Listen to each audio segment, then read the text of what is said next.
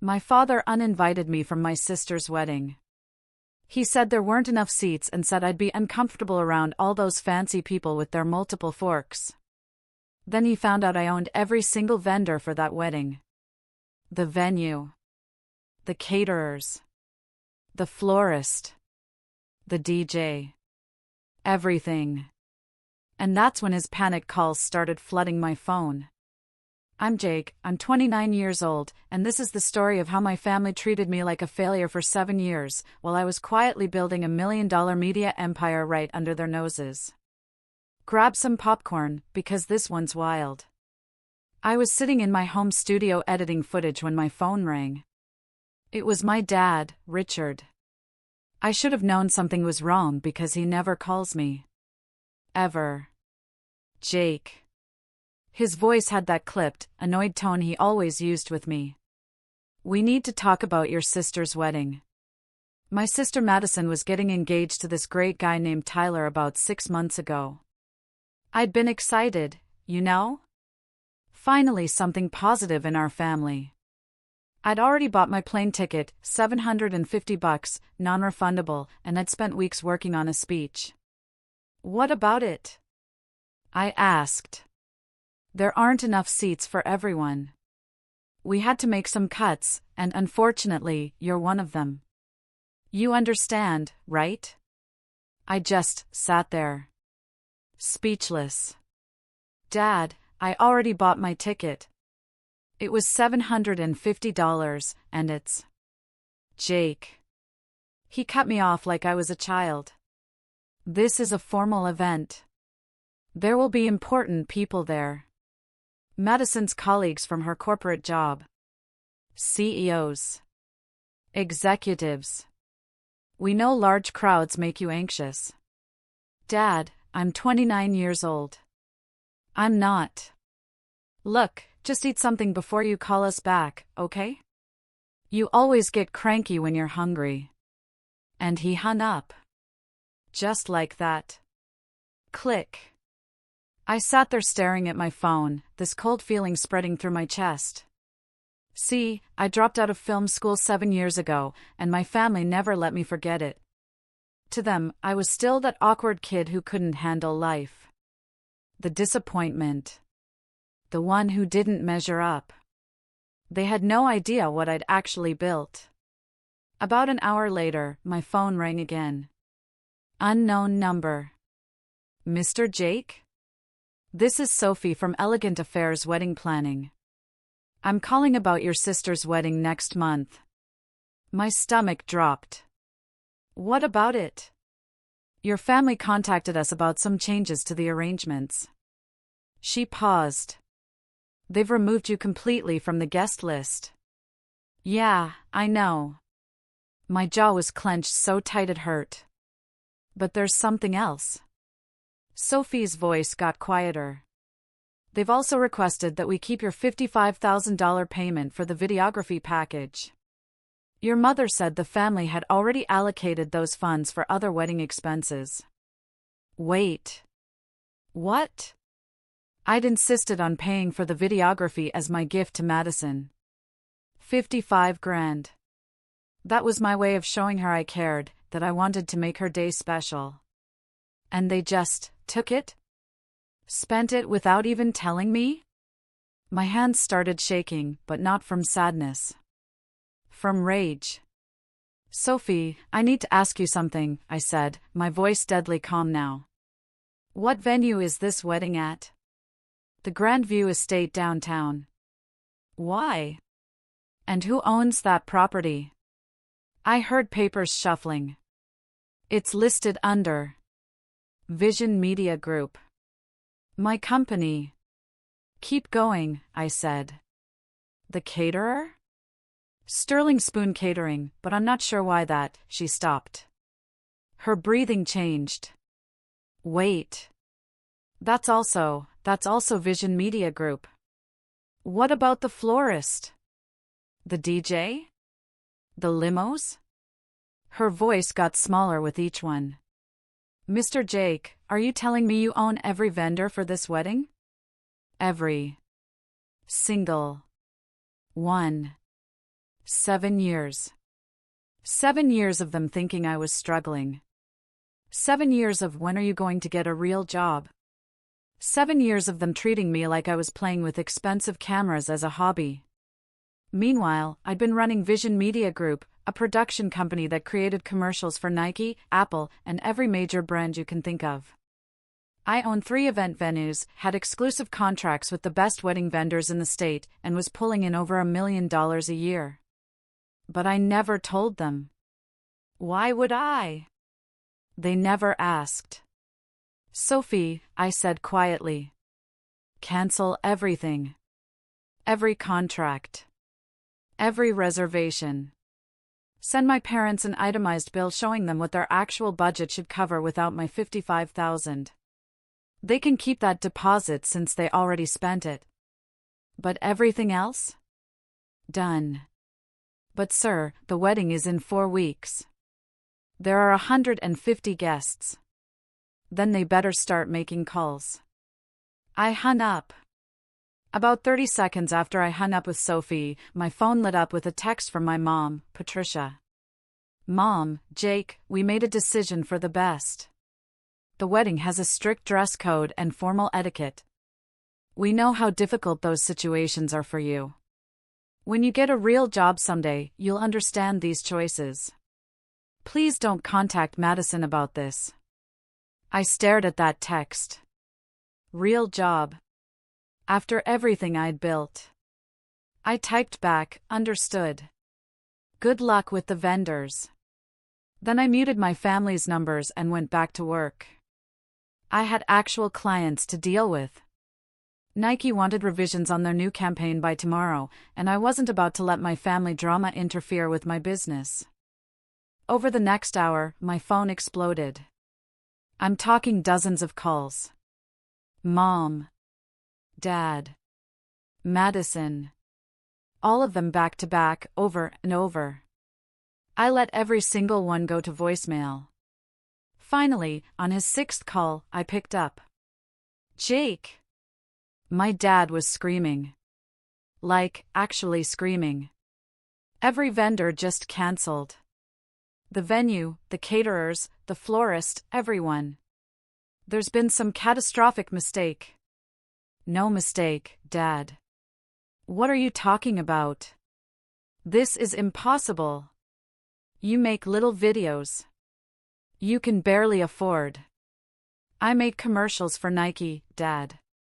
Fortune 500 companies. That expensive hobby you love to mock? It's a multi-million-dollar production company. Every single vendor you hired reports to me. They work for Vision Media Group. My company. The silence on the other end was so complete I could hear him breathing. That's not possible. It's very possible. You would know that if you'd ever bothered to ask about my life. Even once. In 7 years. Jake, listen. We can figure this out. You're still family, we can. Family? I actually laughed. It came out bitter.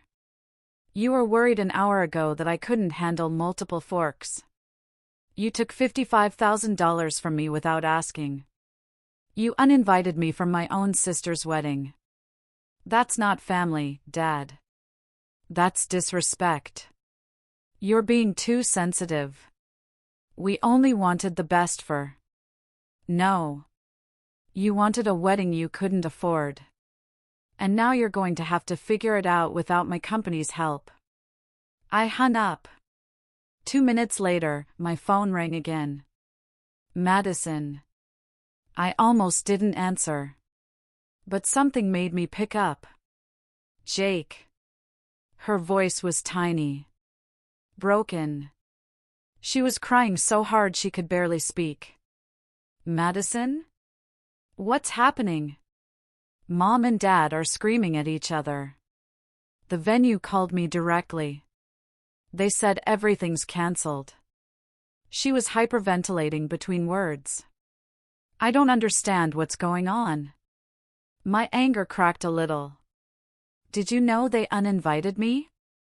What? No. Mom told me you had a huge shoot that weekend and couldn't make it. Of course she did. Madison's crying got harder. Did they really take your $55,000? Yeah. They said they'd already spent it on upgrades. Oh my God. Jake. I didn't know. I swear I didn't know any of this. She was hiccuping now, the way she used to when we were kids and something scared her. Can you put everything back? She whispered. The vendors? Can you fix this? I closed my eyes. This was it. The moment of truth. Madison, I'm so sorry this is happening to you. But Mom and Dad need to learn they can't keep treating me like I'm that awkward kid from prom who couldn't figure out formal dinners.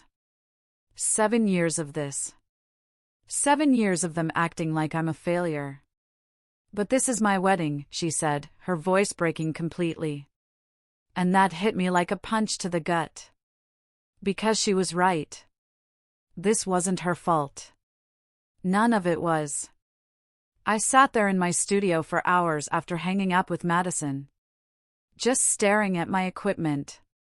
All these cameras and lights and editing stations that my parents called expensive toys. This equipment had paid for itself 100 times over.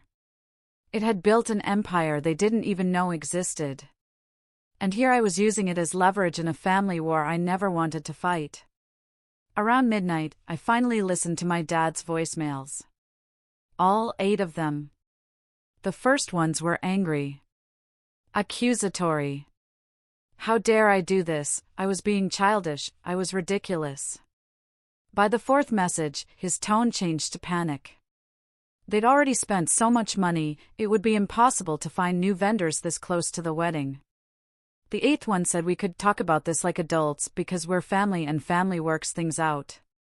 The irony of that, coming from the man who uninvited me that morning, was almost funny. But you know what? In none of those 8 voicemails did he apologize. Not once. It was all about the problem I'd created, not the problem they'd caused. I called my business partner, Marcus, even though it was late. He and I had built Vision Media Group together from nothing. He'd understand. I told him everything. He listened without interrupting. When I finished, he said something I hadn't considered. Man, if word gets out that Vision Media Group canceled contracts for personal reasons, it could seriously damage our reputation. Other clients might get nervous. He was right. We'd spent years building a reputation for reliability and professionalism. We need to protect the business, Marcus said. But we also need to protect you. Your boundaries matter. Let's meet first thing tomorrow and figure out a solution. I finally fell asleep around 3:30 a.m. and woke up at 7:30 to 17 new text messages. Most were from my mom.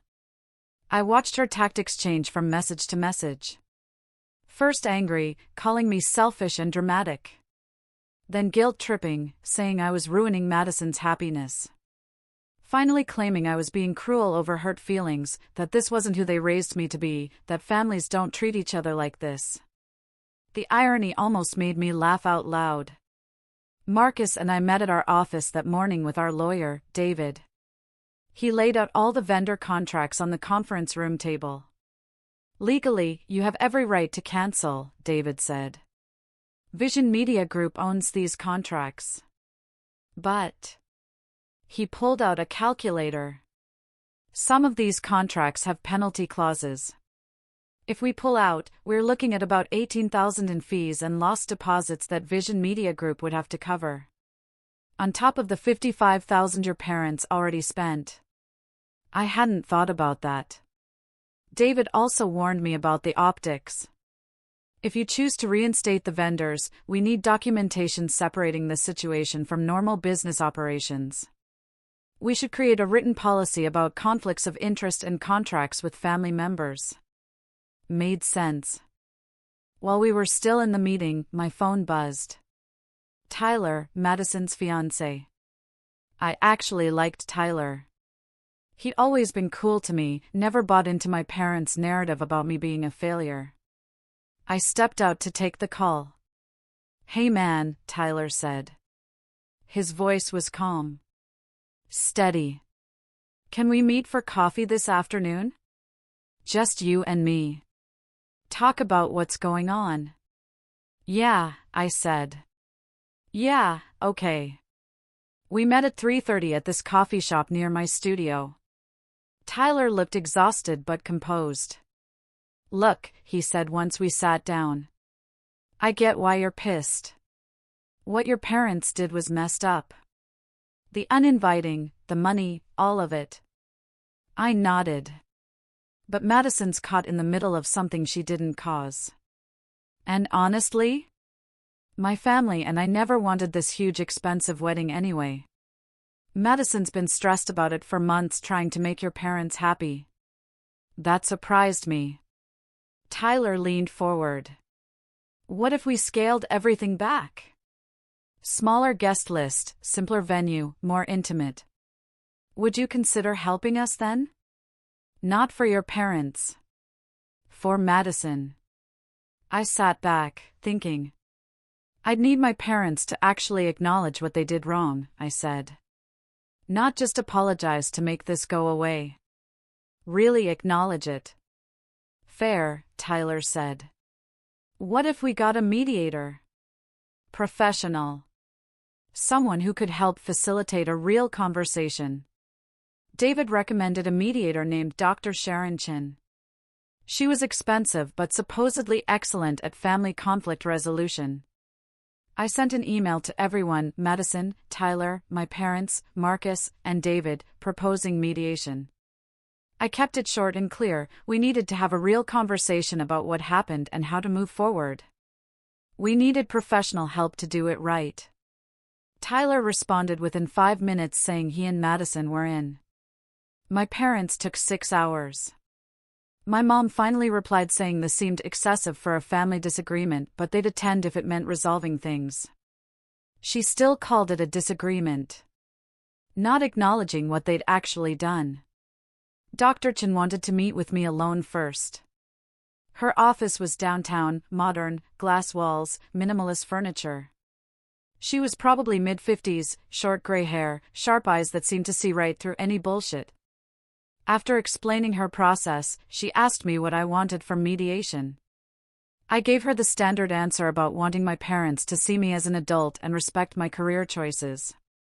She nodded, took notes, then looked up at me with those sharp eyes and asked, "Do you actually want a relationship with your parents, or are you just looking for validation?" That question hit harder than I expected. I sat there for a minute before answering honestly, "I don't know." I told her I wanted them to see me as capable and successful, to acknowledge they'd hurt me. But I wasn't sure they were capable of that kind of growth. She asked specific questions about my business, about the prom incident they kept bringing up, about my relationship with Madison. By the end of the hour, I felt like she understood the full scope of the problem. The first group mediation session was scheduled 4 days after I canceled the vendors. Only 12 days before the wedding. I arrived 15 minutes early and sat in my car trying to calm my breathing. Madison and Tyler showed up a few minutes later. We walked in together. My parents were already there. Arms crossed. Matching expressions of annoyance. Dr. Chen led us into a conference room with a round table. She sat at the head. My parents on one side. Me directly across from them. Madison and Tyler slightly offset. Dr. Chen started by establishing ground rules, respectful communication, taking turns speaking, no interruptions. We were here to discuss specific actions and their impact, not attack each other's character. My dad barely let her finish before jumping in. This whole thing has been blown completely out of proportion. We made a reasonable seating decision and Jake took it too personally. Dr. Chen raised her hand, cutting him off mid-sentence. Let's focus on facts, not interpretations of Jake's reaction. Richard, can you explain exactly what decision you made and why? Dad shifted in his seat. Looked at my mom. Then he admitted they didn't invite me because they were worried I'd be uncomfortable around Madison's corporate connections and it would reflect poorly on the family. The words just hung there in the air. I felt my chest tighten, but I forced myself to stay calm. What do you mean by reflect poorly? I asked directly. He stumbled through an explanation about formal settings, social expectations, knowing what to say. Mom jumped in to back him up, saying they were trying to protect me from an uncomfortable situation like the prom incident years ago. Dr. Chen asked about the prom incident. I had to explain that when I was 17, I accidentally stepped on my date's friend's dress and tore it. One accident. At prom. When I was a teenager. And my parents had been using that against me for a decade as proof I couldn't handle formal social situations. Madison's voice cut through the tension. You've been holding on to prom? That's insane. Using a teenage mistake to justify not inviting Jake to my wedding is absolutely ridiculous. Tyler immediately backed her up, pointing out that his family never had any concerns about my attendance whatsoever. Dr. Chen shifted to the $55,000. Mom's face went pale.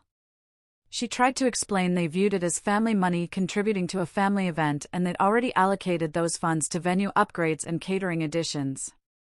I kept my voice steady. That was my money. From my business.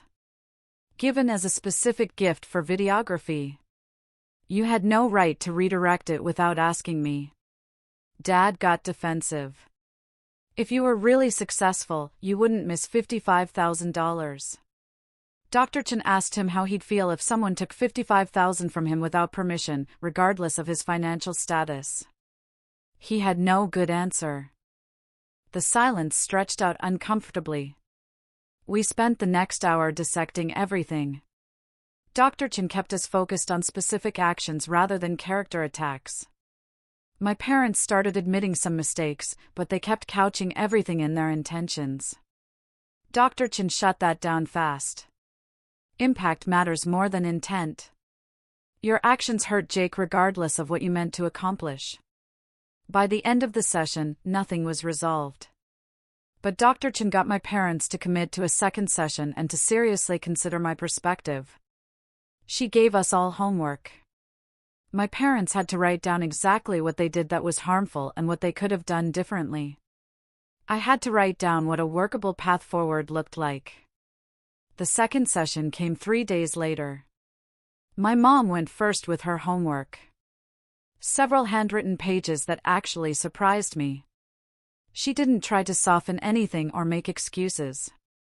She listed the uninvitation. Taking the deposit without asking.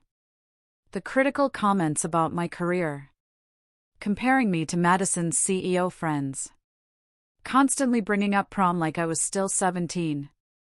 Her voice shook slightly when she read it. Dad's list was shorter. Typed on his phone. More defensive language, lots of in hindsight and perhaps we could have. But at least he said something. Dr. Chen let the silence sit for a moment. Then she asked them specifically what they could have done differently in each situation. Mom spoke first. She said they should have been honest about their concerns instead of making up excuses. That they were worried about being judged by Madison's professional crowd and they projected those fears onto me instead of dealing with them directly. She admitted they created a vision of the perfect family in their heads and I didn't fit that image because I dropped out of film school. Dad added, after a long pause, that they should have asked about my business instead of assuming I was struggling. That they'd always seen me as the awkward teenager from prom instead of the adult I'd become. We got comfortable being ashamed of you, Mom said quietly. And habits are hard to break, even when you know they're wrong. That hit me hard. I read my homework next. I said I needed them to see my career as real. To stop making comments that undermined my success.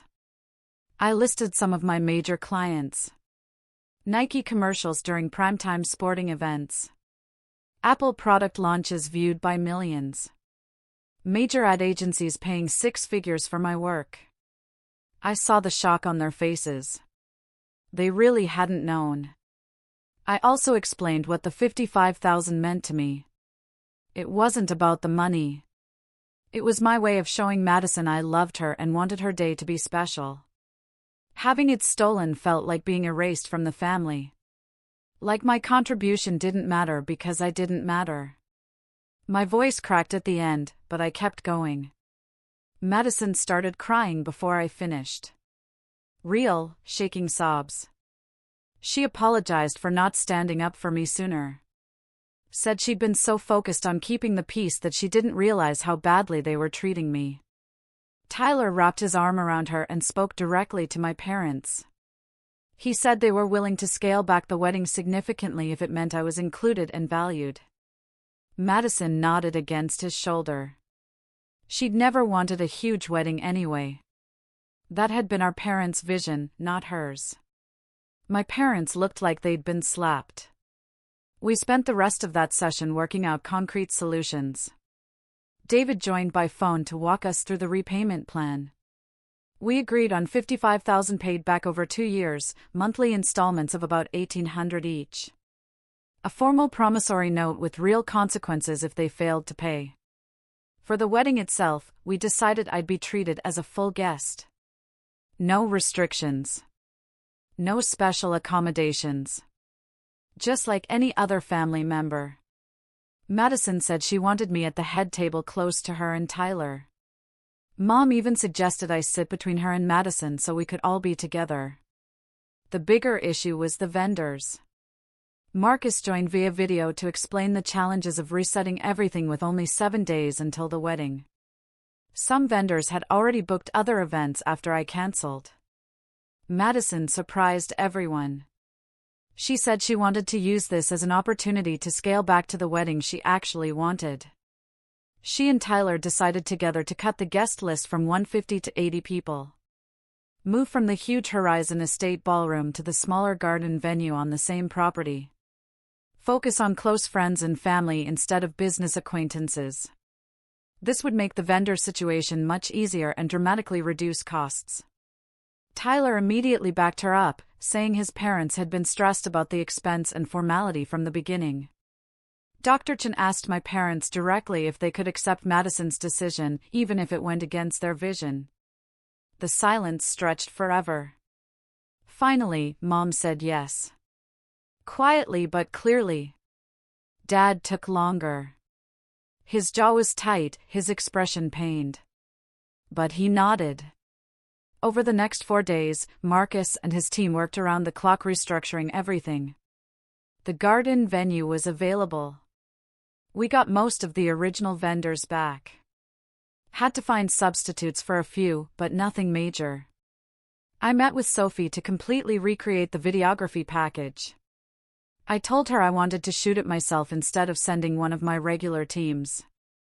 This wedding had gone from just another event to something much more personal. Madison came to one of those meetings.